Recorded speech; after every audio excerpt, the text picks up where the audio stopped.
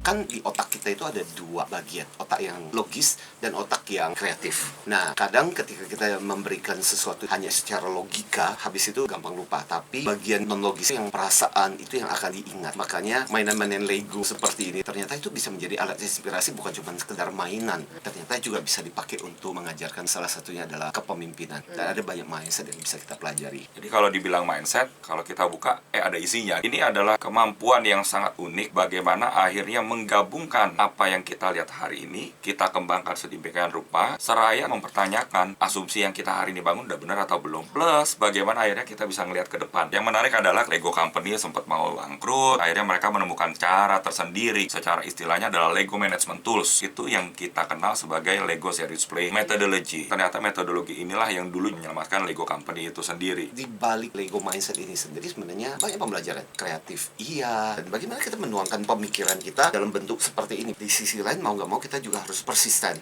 harus ada ketekunan, tidak boleh menyerah. Spirit itu sebenarnya yang juga bisa kita dapat kalau kita melihat bagaimana anak kecil menyusun Lego. Nah, sayangnya bertambahnya usia kita, faktor-faktor kreativitas kita itu makin rontok, dan itu yang kita berusaha tumbuhkan kembali. Karena di dalam Lego Serious Play kami belajar bahwa ada banyak sekali kemungkinan jawaban yang benar, karena perspektifnya berbeda. Misalnya dengan orang ini, mungkin saya mendeskripsikan orang ini adalah manusia bertopi merah. Mungkin Audrey punya jawaban lain, mungkin Pak Martin punya jawaban lain, dan sebuah jawaban itu adalah jawaban yang benar. Kalau di dalam workshopnya, biasanya pasti kita akan memulai dengan individual models. Artinya apa? Semua orang punya ceritanya masing-masing, punya makna masing-masing, kemudian perspektif semua orang digabung menjadi satu, yang akhirnya punya kesepakatan sendiri, makna bersama. Yang penting bukan apa yang dibangun, tapi narasi yang tercipta itu apa. Dan disitulah eksplorasi bisa menjadi sangat mendalam. Dari eksplorasi itulah kemudian kita bisa link dengan banyak konsep pemikiran yang sangat urgent untuk disampaikan. Makanya ada metodologi namanya RTS, Real Time Strategy, banyak dipakai untuk bikin perencanaan masa depan, dan RTI, Real Time Identity, banyak dipakai untuk pribadi dan tim. So, keunggulan kita saat ini bukan sekedar kemampuan kita dapat jawaban atau memberikan jawaban, tetapi juga keunggulannya adalah bagaimana kita akhirnya menciptakan ruang buat kita berpikir. Kalau saya bilangnya unlocking, kita membuka kotak misteri yang selama ini tersimpan. Tadi bicaranya kreativitinya kita, curiosity-nya kita, imajinasinya kita bisa ter-unlock tuh. Kalau saya sendiri suka dengan kata Lego.